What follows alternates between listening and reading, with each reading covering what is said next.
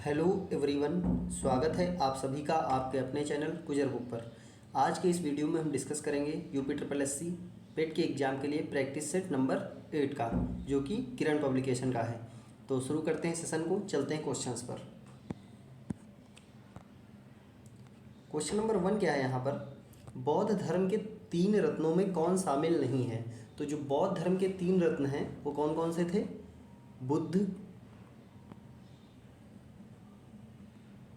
धम्म और कौन सा था? संघ। इनको क्या कहा जाता है? त्रिरत्न कहा जाता है। ठीक है, त्रिरत्न है, इनमें त्रिपिटक हैं और महाव्रत होते हैं इनके अंदर। तो यहाँ पर त्रिरत्न की बात की जा रही है, बुद्ध धम्म संघ। तो कौन सा शामिल नहीं होगा? अहिंसा। यहाँ पर करेक्ट आंसर क्या हो जाएगा? Option number 2। क्योंकि जो इनके 5 महाव्रत थे, सत्य, अहिंसा, आस्तेय, अपरिग्रह और ब्रह्मचर्य। सत्य, अहिंसा, आस्तेय, अपरिग्रह और ब्रह्मचर्य, वो क्या है? 5 महाव्रत है। तो जो अहिंसा जाता है ये पंच महाव्रत में जाता है। अगला क्वेश्चन क्या है, निम्नलिखित में से किस स्थान पर जैन तीर्थंकर महावीर की मृत्यु हुई थी? तो यहाँ पर ऑप्शंस क्या हैं? कुशीनगर, वैशाली, राजगृह या पावापुरी। तो यहाँ पर करेक्ट आंसर क्या हो जाएगा? पावापुरी, यानी कि ऑप्शन नंबर 4। इनकी मृत्यु कहाँ हुई थी? पावापुरी में। और अगर इनके जन्म की बात करें, महावीर स्वामी के जन्म की बात करें, तो ये कुंडग्राम में हुआ था। जन्म कहाँ हुआ था? जन्म भी पूछा जाता है, जन्म स्थान पूछा जाता है, वैशाली के निकट कुंडग्राम में। कुंडग्राम। और अगर ये पूछा जाए कि इनको ज्ञान की प्राप्ति कहाँ पर हुई थी, तो इनको ज्ञान की प्राप्ति हुई थी ऋजुपालिका नदी के तट पर। ठीक है, ऋजुपालिका नदी का नाम पूछा जाता है, ऋजुपालिका नदी के तट पर। किसको? महावीर स्वामी को। ठीक है, जन्म कहाँ हुआ? वैशाली कुंडग्राम। मृत्यु कहाँ हुई? पावापुरी में। और जो इनको ज्ञान की प्राप्ति हुई, इनको ज्ञान प्राप्ति जो हुई उस घटना को क्या कहा जाता है? कैवल्य की प्राप्ति। ठीक है, कैवल्य, कैवल्य। तो कैवल्य की प्राप्ति कहाँ हुई इन्हें? ऋजुपालिका नदी के तट पर। अगला क्वेश्चन क्या है, भारत में बीबी का मकबरा स्थित है? हैदराबाद में, फतेहपुर सीकरी में, औरंगाबाद में या बीजापुर में? तो जो बीबी का मकबरा है ये कहाँ स्थित है? ये स्थित है औरंगाबाद में, यानी कि ऑप्शन नंबर 3 करेक्ट हो जाएगा। बात करते हैं इसे बनवाया किसने था, तो औरंगजेब।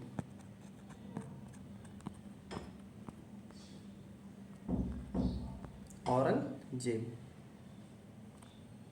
ठीक है, और इसको कहा जाता है ताजमहल की फूहड़ नकल। ताजमहल की फूहड़ नकल, इंपॉर्टेंट है ये। ताजमहल की फूहड़ नकल किसे कहा जाता है? बीबी का मकबरा, जो कि कहाँ स्थित है? औरंगाबाद महाराष्ट्र में। बनवाया किसने था? औरंगजेब ने। अगला क्वेश्चन क्या है, निम्नांकित में से किस अंग्रेज गवर्नर जनरल ने 1911 में भारत की राजधानी कलकत्ता से दिल्ली स्थानांतरित की थी? ऑप्शंस क्या हैं? Lord Louis Mountbatten, Lord Canning, Lord Hardinge या वारन हेस्टिंग्स। तो 1911 में कौन था? तो यहाँ पर करेक्ट आंसर क्या हो जाएगा? Lord Hardinge. और ये लॉर्ड हार्डिंग कौन सा था? सेकंड, लॉर्ड हार्डिंग सेकंड, यानी कि ऑप्शन नंबर 3 करेक्ट हो जाएगा। उस टाइम भारत कौन आए थे? जॉर्ज पंचम आए थे। ठीक है, तो उसी समय ये घोषणा हुई थी कि जो राजधानी कलकत्ता से कहाँ बनाई जाएगी? दिल्ली। अगला क्वेश्चन क्या है, पुर्तगाली यात्री वास्को डिगामा का कालीकट आने पर भव्य स्वागत करने वाले भारतीय राजा का नाम बताइए? असफ जाह, इस्माइल मुल्क, देवराय, जमोरिन या कृष्णदेवराय। तो जो पुर्तगाली यात्री वास्को डिगामा था, जब कालीकट पर पहुंचा था, तो उस टाइम किस राजा ने उनका स्वागत किया था? तो वो सिंध के राजा थे, जमोरिन, यानी कि ऑप्शन नंबर 3 करेक्ट हो जाएगा। उस समय राजा कौन थे वहाँ के? जमोरिन। अगला क्वेश्चन क्या है, दादा भाई नौरोजी ने अपने धन का पलायन सिद्धांत को किस पुस्तक में वर्णन किया है? जो इन्होंने दिया था धन का पलायन, ड्रेन ऑफ वेल्थ। ठीक है, इसको किस बुक में लिखा है? Poverty and un British rule in India, British rule and it's consequences, exploitative nature of British rule in India, nature of British colonial rule. तो इसको इन्होंने लिखा है poverty and un-British rule in India. बहुत important book है, कई बार पूछी गई है, तो ऑप्शन नंबर 1 करेक्ट हो जाएगा। बुक का नाम ध्यान रखना किसकी है, दादा भाई नेहरूजी की। अगला क्वेश्चन, औपनिवेशिक भारत में भारतीय विधवाओं के लिए शारदा सदन स्कूल की स्थापना किसने की? महादेव गोविंद रानाडे, सरोजिनी नायडू, दयानंद सरस्वती, पंडिता रमाबाई। तो यहाँ पर करेक्ट आंसर क्या हो जाएगा? ये बहुत बार क्वेश्चन पूछा गया और बहुत इंपॉर्टेंट क्वेश्चन है कि शारदा सदन की स्थापना किसने की थी? ये की थी पंडिता रमाबाई ने। और कब की थी? 1889 में की थी। अगला क्वेश्चन क्या है? किस सेवानिवृत्त ब्रिटिश अफसर ने भारतीय राष्ट्रीय कांग्रेस की स्थापना में अहम भूमिका निभाई थी? केन स्टोन, एलन बरकरार, बेन कार्लिन, एओ ह्यूम। तो यहाँ पर करेक्ट आंसर क्या हो जाएगा? सबसे बड़ी भूमिका किसकी थी? एओ ह्यूम, यानी कि इसका नाम क्या था? Allan Octavian Hume. और कई बार क्वेश्चन ये पूछा जाता है कि ये किस देश से था, तो ये स्कॉटलैंड से था। इंपॉर्टेंट क्वेश्चन है, पूछा गया है। किस देश से था ये? स्कॉटलैंड से था। अब बात करते हैं कि जो भारतीय राष्ट्रीय कांग्रेस, इसकी स्थापना कब हुई थी? 1885 में। ठीक है। और इसके पहले अध्यक्ष कौन थे? WC बनर्जी। अगला क्वेश्चन क्या है? खिलाफत आंदोलन किसको अपमानित करने के खिलाफ विरोध करने के लिए प्रारंभ किया गया था? तुर्की के खलीफा आगा खां, मोहम्मद अली जिन्ना या अब्दुल कलाम आज़ाद। तो यहाँ पर करेक्ट आंसर क्या हो जाएगा? जो खिलाफत आंदोलन चलाया गया था वो किसके विरोध में चलाया गया था? तुर्की के खिलाफ। तुर्की के जो खलीफा थे इनका अपमान किया गया था इसके खिलाफ में। तो यहाँ पर करेक्ट आंसर क्या हो जाएगा? ऑप्शन नंबर 1 हो जाएगा यहाँ पर। और ये क्वेश्चन ये पूछा जाता है कि वो कौन सा आंदोलन था जिसका भारतीय स्वतंत्रता संग्राम से कोई मतलब नहीं था, मतलब कोई रिलेशन नहीं था। तो कौन सा आंदोलन था? खिलाफत आंदोलन। क्योंकि ये भारत में हुआ था, भारत में मतलब ये खिलाफत आंदोलन हुआ था, लेकिन इसका भारतीय स्वतंत्रता से कोई मतलब नहीं था, क्योंकि ये किसके लिए किया गया था? तुर्की के खलीफा के लिए। अगला क्वेश्चन क्या है? निम्नलिखित में से ऑल इंडिया मुस्लिम लीग की स्थापना किसने की? सैयद अहमद खान, मोहम्मद अली, आगा खां, हामिद अली खां। तो यहाँ पर करेक्ट आंसर क्या हो जाएगा? आगा खां, यानी कि ऑप्शन नंबर 3।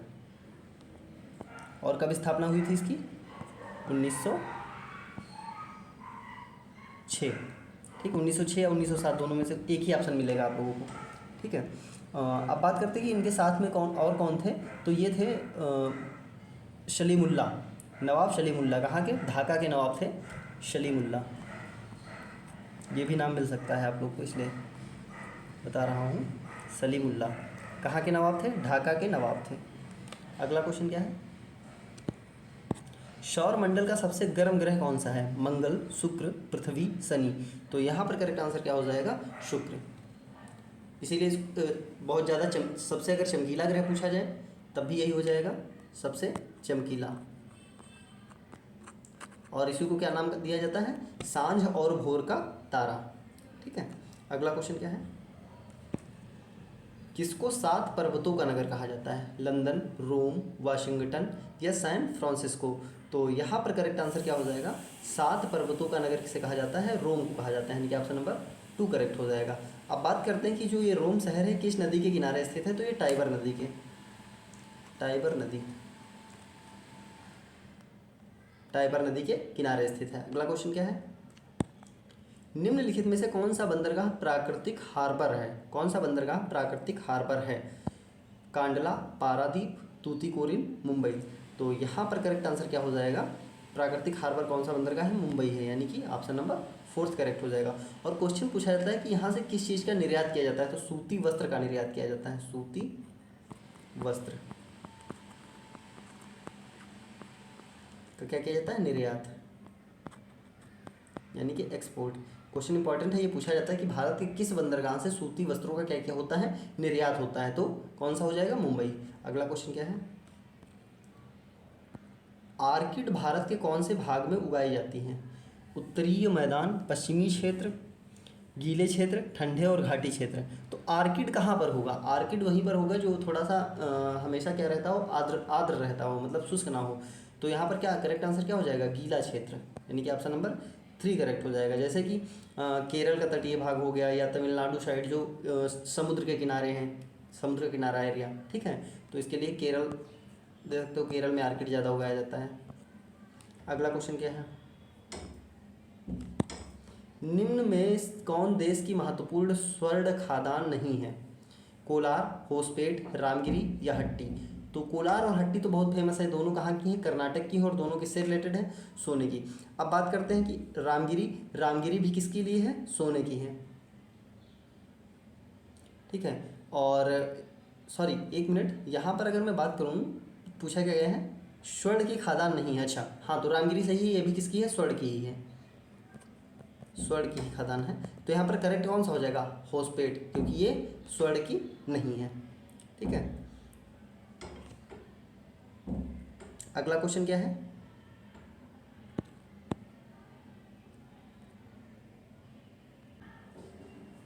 क्वेश्चन क्या है?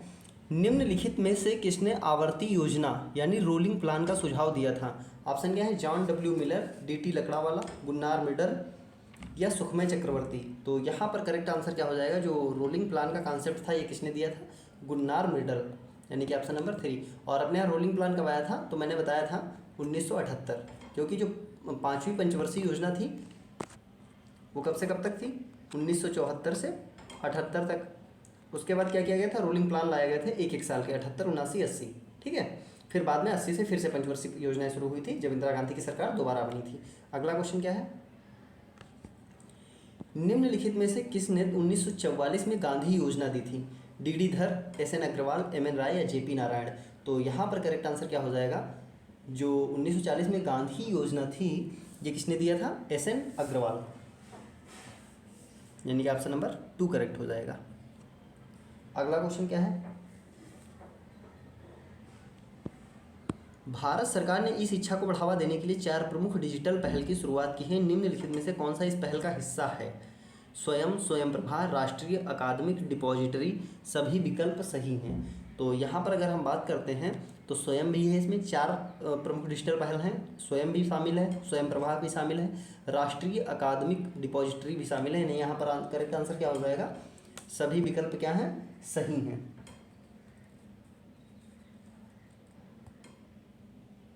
अगला क्वेश्चन क्या है?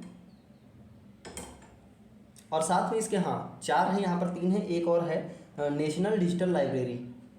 एक और मैं लिख दे रहा हूँ, जो बचा हुआ है, हो सकता है वही आ जाए, नेशनल डिजिटल लाइब्रेरी। तो ये 4 हो जाएंगे, स्वयं प्रभा, राष्ट्रीय अकादमिक डिपॉजिटरी और नेशनल डिजिटल लाइब्रेरी, 4 प्रमुख डिजिटल पहल हैं। अगला क्वेश्चन देखते हैं। डेयरी किस आर्थिक गतिविधि के क्षेत्रक के अंतर्गत आती है? तृतीय क्षेत्रक, प्राथमिक क्षेत्रक, द्वितीय क्षेत्रक या चतुर्मागात्मक क्षेत्रक। तो यहाँ पर करेक्ट आंसर क्या हो जाएगा? डेयरी किस आर्थिक, तो डेयरी किससे? पशुपालन वगैरह से संबंधित है, तो यहाँ किस क्षेत्र में आ जाएगी? प्राथमिक क्षेत्र में, यानी कि ऑप्शन नंबर 2 करेक्ट हो जाएगा। अगला क्वेश्चन क्या है? जीएसटी के संबंध में GSTIN का पूर्ण रूप क्या है? तो यहाँ पर करेक्ट ऑप्शन देख लेते हैं। Goods and services tax identification note, फिर क्या है? Goods and services tax identification number, goods and services tax information number, goods and services taxation income number. तो यहाँ पर क्या करेक्ट हो जाएगा? Goods and services tax identification number, यानी कि ऑप्शन नंबर 2 करेक्ट हो जाएगा। ध्यान रखना, इसका इंपॉर्टेंट क्वेश्चन है। अगला क्वेश्चन क्या है? प्रस्तावना का वह प्रावधान जो सभी वयस्क नागरिकों को मतदान का अधिकार प्रदान करता है कहलाता है? पंथ निरपेक्षता, प्रजातंत्र, समाजवाद या गणतंत्र। तो यहाँ पर करेक्ट आंसर क्या हो जाएगा? मतदान करने का अधिकार, यानी हमारा देश क्या है? प्रजातांत्रिक है, यानी ऑप्शन नंबर 2 करेक्ट हो जाएगा। अगला क्वेश्चन कौन सा है? निम्नांकित में से कौन सा मूलभूत अधिकार नहीं है? समानता का अधिकार, संपत्ति का अधिकार, शोषण के विरुद्ध अधिकार, धार्मिक स्वतंत्रता का अधिकार। तो यहाँ पर करेक्ट आंसर क्या हो जाएगा? संपत्ति का अधिकार, ठीक है, क्योंकि पहले हमें 7 मौलिक अधिकार दिए गए थे, जिसमें संपत्ति का अधिकार भी शामिल था, लेकिन बाद में इसे क्या किया गया था? 44वें संविधान संशोधन द्वारा इसको हटा दिया गया था। 44वां कॉन्स्टिट्यूशनल अमेंडमेंट हुआ था, कब हुआ था? 1978 में। तो इसको जो मूल अधिकार थे वहाँ से हटाकर इसको डाल दिया गया था आर्टिकल नंबर 300A में, और उसको क्या बना दिया गया? एक कानूनी अधिकार बना दिया गया, ठीक है। तो अब पूछा जाता है कि संपत्ति का अधिकार जो है अब किस आर्टिकल में है? तो किस में हो जाएगा? 300A में। अगला क्वेश्चन क्या है? कोई व्यक्ति भारतीय नागरिक नहीं होगा यदि वह विदेश में 5 वर्ष से अधिक रहा हो, विदेशी न्यायालय द्वारा दंडित किया गया हूँ, स्वदेश से दूसरे देश की नागरिकता ग्रहण कर चुका हूँ, दूसरे देश में रोजगार स्वीकार कर चुका हूँ। तो यहाँ पर अगर हम बात करते हैं जो भारतीय नागरिकता, तो अगर हमारे यहाँ कैसी नागरिकता है, एकहरी नागरिकता है, मतलब राष्ट्र की एक नागरिकता होगी बस, ठीक है। और हमारे संविधान में साफ साफ लिखा है कि अगर कोई भी व्यक्ति किसी दूसरे देश की नागरिकता स्वीकार कर लेता है तो उसकी भारतीय नागरिकता स्वतः समाप्त हो जाएगी, ठीक है। तो यहाँ पर इसके लिए करेक्ट आंसर क्या हो जाएगा, अगर वो स्वेच्छा से दूसरे देश की नागरिकता ग्रहण कर चुका है, ऑप्शन नंबर 3, तो उसकी नागरिकता स्वतः समाप्त हो जाएगी यहाँ पर। अगला क्वेश्चन, जिला कलेक्टर का पद कब बनाया गया था, 1786, 1772, 1771 या 1773। तो यहाँ पर करेक्ट आंसर क्या हो जाएगा, जो जिला कलेक्टर का पद है ये बनाया गया था 1772 में, यानी ऑप्शन नंबर 2 हो जाएगा। अगला क्वेश्चन क्या है,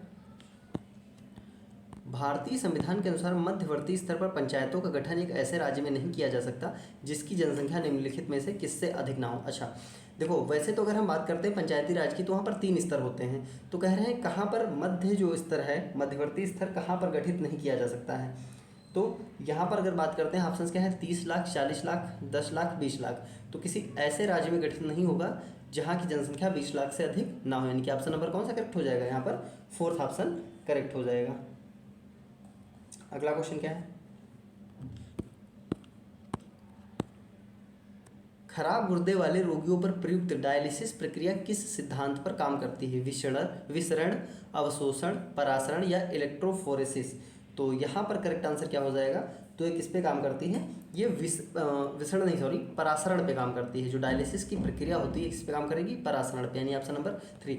अच्छा क्वेश्चन है, ध्यान रखना, डायलिसिस की प्रक्रिया किस पे बेस्ड है, परासरण पे, ठीक है। अगला क्वेश्चन देखते हैं, एक मृदुतक कोशिका जो कि कोशिकीय अजैव पदार्थ संग्रह करती है, क्या है, एक मृदुतक कोशिका है जो कि कोशिकीय अजैव पदार्थ संग्रह करती है, क्या कहलाती है, फ्रैग्मोब्लास्ट, आइडियोब्लास्ट, कोनिडियोप्लास्ट या क्लोरोप्लास्ट। तो यहाँ पर करेक्ट आंसर क्या हो जाएगा, इसको क्या बोलते हैं, जो अजैव पदार्थ संग्रहित करेगी उसको बोलेंगे आइडियोब्लास्ट, यानी कि ऑप्शन नंबर 2 करेक्ट हो जाएगा यहाँ पर। अगला क्वेश्चन क्या है,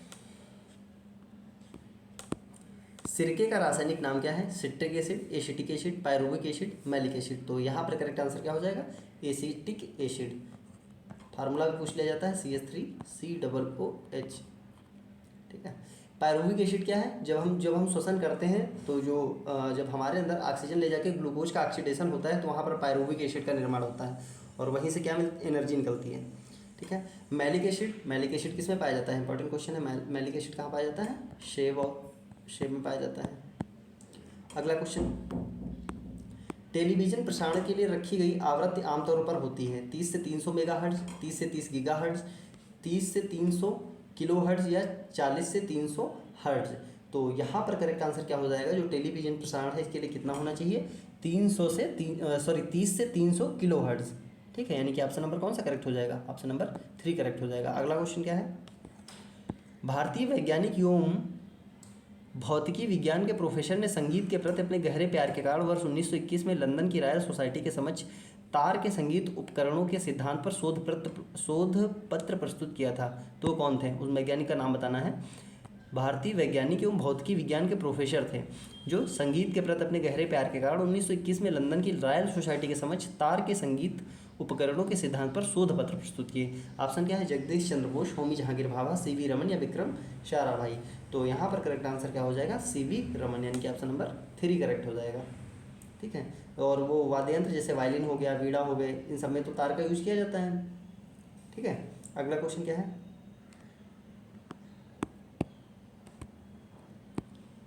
लोग आजीवन टट्टू की तरह जुटे रहते हैं, टट्टू शब्द का बहुवचन बताना है यहाँ पर। तो यहाँ पर टट्टू शब्द का बहुवचन ऑप्शन क्या है, टट्टू, टट्टुएं या टट्टुओं या टट्टुयो, ठीक। तो यहाँ पर करेक्ट आंसर क्या हो जाएगा, टट्टू का बहुवचन क्या हो जाएगा, टट्टुओं, ठीक, ऑप्शन नंबर 3। अगला क्वेश्चन क्या है, घर का उजाला मुहावरे का अर्थ धोखा देना, हार कर भागना, बहुत प्यारा, इज्जत बढ़ाने वाला। तो घर का उजाला किसे कहेंगे, जो घर की इज्जत बढ़ाने वाला हो, यानी कि ऑप्शन नंबर 4। अगला क्वेश्चन, अंबर शब्द का पर्यायवाची अनल, हवा, भूमि, गगन। तो अनल किसका होता है? आग का होता है। हवा किसका होता है? ये पवन का हो जाएगा।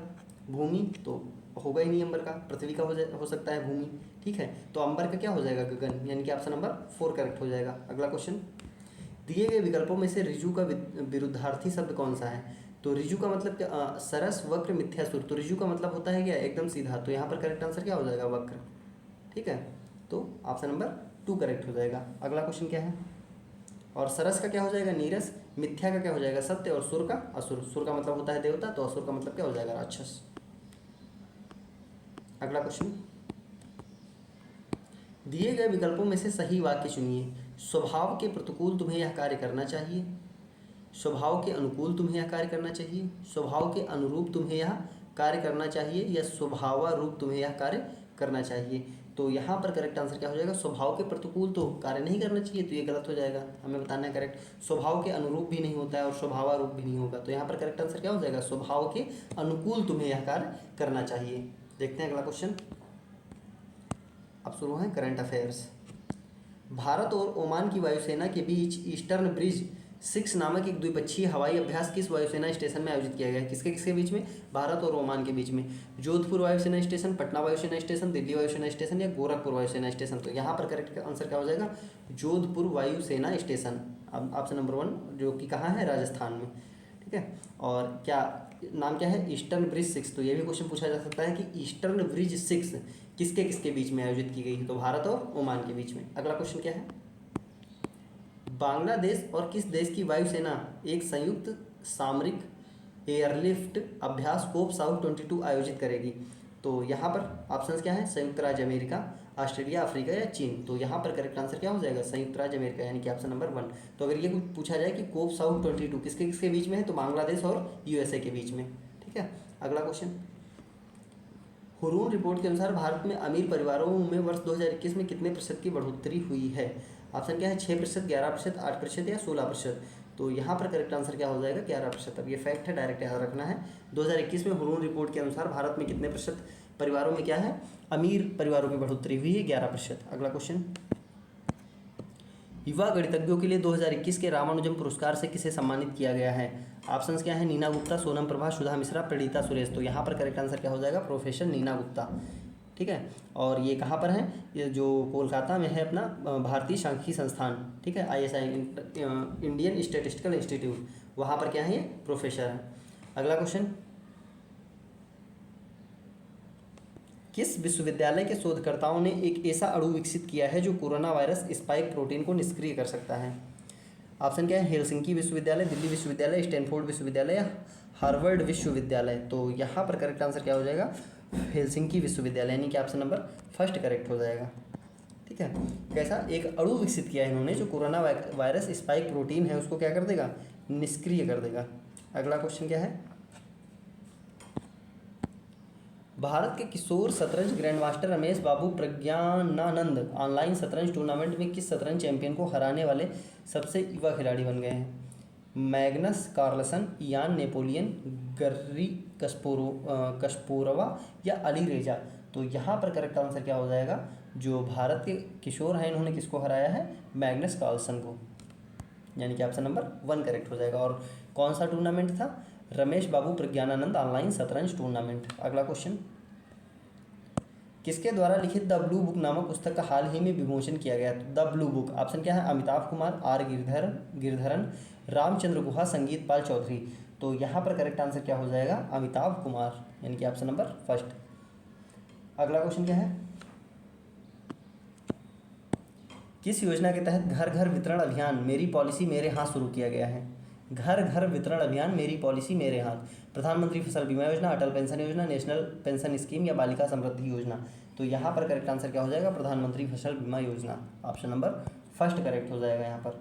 अगला क्वेश्चन देखते हैं, हाल ही में जारी आंकड़ों के अनुसार अप्रैल से दिसंबर 2021 में भारत में FDI इक्विटी अंतर्वाह कितने प्रतिशत घटकर 43 अरब डॉलर रह गया है? मतलब जो FDI इक्विटी अंतर्वाह था, FDI बोलते हैं फॉरेन डायरेक्ट इन्वेस्टमेंट, ये कितना जो है घटा है? तो यहाँ पर करेक्ट ऑप्शन क्या है? 16%, 5%, 9%, या 25%। करेक्ट आंसर क्या हो जाएगा 16%। कितना घट गया है 16%। और अब कितना रह गया है फॉरेन डायरेक्ट इन्वेस्टमेंट 43 अरब डॉलर। अगला क्वेश्चन, विश्व बैंक के भारत निदेशक जुनैद कमाल अहमद को किस एजेंसी का उपाध्यक्ष नामित किया गया है। विश्व बैंक के भारत निदेशक जुनैद कमाल अहमद को किस एजेंसी का उपाध्यक्ष नामित किया गया है। ऑप्शन क्या है, अंतर्राष्ट्रीय ऋण एजेंसी, नीति आयोग, यूनेस्को या अंतर्राष्ट्रीय महिला एजेंसी। तो यहाँ पर करेक्ट आंसर क्या हो जाएगा अंतर्राष्ट्रीय ऋण एजेंसी। ऑप्शन नंबर 1 करेक्ट हो जाएगा।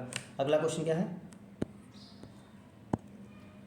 भारत देश की रक्षा के लिए अपने प्राणों की आहुति देने वाले बहादुर सैनिकों को सलाम करने के लिए सेना दिवस कब मनाया जाता है। 17 अगस्त, 15 फरवरी, 10 मार्च या 15 जनवरी। तो यहाँ पर करेक्ट आंसर क्या हो जाएगा, जो सेना दिवस है ये कब मनाया जाता है 15 जनवरी, जिसको शहीद दिवस भी बोलते हैं, यानी कि ऑप्शन नंबर 4 करेक्ट हो जाएगा। अगला क्वेश्चन क्या है,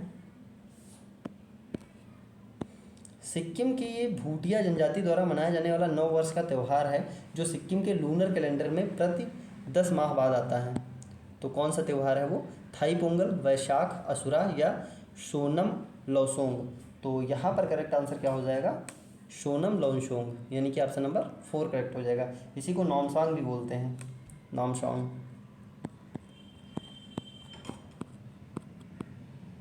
ठीक है, इसी को क्या है ये भूटिया जनजाति द्वारा मनाया जाता है और कहाँ सिक्किम में।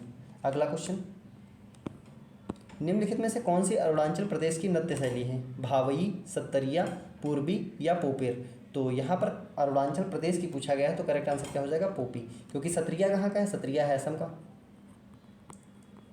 भावी कहाँ है गुजरात का है, गुजरात।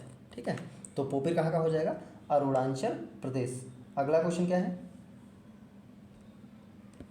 के जन्मदिन की स्मृति में वेशक स्मृति दिवस मनाया जाता है, जुडास, ईसा मसीह, महावीर या बुद्ध। तो यहाँ पर करेक्ट आंसर क्या हो जाएगा, जो वेशक स्मृति दिवस है ये किसके जन्मदिन की स्मृति में मनाया जाता है, तो यहाँ पर करेक्ट आंसर हो जाएगा बुद्ध, यानी कि ऑप्शन नंबर 4। अगला क्वेश्चन, पंथी निम्नलिखित में से किस राज्य की नृत्य शैली है, बिहार, उड़ीसा, राजस्थान, छत्तीसगढ़। तो यहाँ पर करेक्ट आंसर क्या हो जाएगा, पंथी कहाँ का है, ये छत्तीसगढ़ का है, इंपॉर्टेंट है, कई बार पूछा गया है। पंथी नृत्य कहाँ का है, छत्तीसगढ़ का है। अगला क्वेश्चन, डंकन दर्रा कहाँ स्थित है, आंध्र प्रदेश, तेलंगाना, गोवा, अंडमान और निकोबार द्वीप। तो डंकन दर्रा कहाँ स्थित है, अंडमान और निकोबार। ठीक है, और ये लिटिल अंडमान को साउथ अंडमान से अलग करता है, क्वेश्चन कई बार पूछा गया है, लिटिल अंडमान और साउथ अंडमान।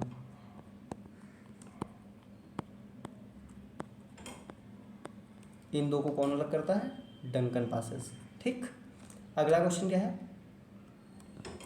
पर्सिया अमेरिकाना सामान्य तौर पर कहा जाता है अंगूर, नारंगी, तरबूजा या एवोकाडो। मतलब ये जो पर्सिया अमेरिकाना है ये किसका नाम है, तो यहाँ पर करेक्ट आंसर क्या हो जाएगा एवोकाडो, यानी कि ऑप्शन नंबर 4 करेक्ट हो जाएगा। अगला क्वेश्चन, निम्नलिखित में से कौन सा एक वायु प्रदूषक है, ऑप्शन देखते हैं। वायु प्रदूषक, जलवाष्प, कार्बन डाइऑक्साइड, हाइड्रोजन गैस या केवल, अच्छा इसके बाद ऑप्शन नीचे दिए हैं, एक मिनट, केवल 1, केवल 2, केवल 3, 2 और 3 दोनों। तो यहाँ पर अगर बात करते हैं जलवाष्प ये नहीं करता है तो ये गलत हो जाएगा, तो ऑप्शन फर्स्ट जहाँ जहाँ आ रहा है वो गलत हो जाएगा, ये गलत हो गया, ये गलत हो गया। अब बचा हाइड्रोजन गैस, तो हाइड्रोजन गैस नहीं, सबसे ज़्यादा कौन प्रदूषित करता है, कार्बन डाइऑक्साइड, यानी कि ऑप्शन नंबर 2 करेक्ट हो जाएगा यहाँ पर। अगला क्वेश्चन, निम्नलिखित में से किस पारिस्थितिक तंत्र में बायोमास का पिरामिड सीधा रहता है। अच्छा, बायोमास का जो पिरामिड बनाए जाते हैं ऊर्जा के, ये बायोमास का पिरामिड सीधा रहता है। ये तालाब होगा, गलत प्रिंट हो गया है। तालाब पारिस्थितिकी, चरागाह पारिस्थितिकी, मीठा पानी पारिस्थितिकी या वन पारिस्थितिकी। तो यहाँ पर करेक्ट आंसर क्या हो जाएगा, सीधा पिरामिड किसका रहेगा, चारागाह पारिस्थितिकी। अगला क्वेश्चन क्या है, बासेल सम्मेलन का मुख्य उद्देश्य क्या था, ओजोन परत का संरक्षण, जैव विविधता का संरक्षण, ग्लोबल वार्मिंग या जलवायु परिवर्तन। तो यहाँ पर करेक्ट आंसर क्या हो जाएगा, जो बासेल सम्मेलन हुआ था ये था जैव विविधता के संरक्षण से संबंधित था। ठीक है, तो फ्रेंड्स ये था आज के सेशन का लास्ट क्वेश्चन। उम्मीद करते हैं सेशन आपको पसंद आया होगा। अगर सेशन अच्छा लगा है तो इसको लाइक करें, कमेंट करें और ज़्यादा से ज़्यादा शेयर करें। अपकमिंग वीडियोज़ के लिए चैनल को सब्सक्राइब कर लें जो भी नए लोग जुड़ रहे हैं, और PDF के लिए टेलीग्राम चैनल को ज्वाइन कर लें। धन्यवाद।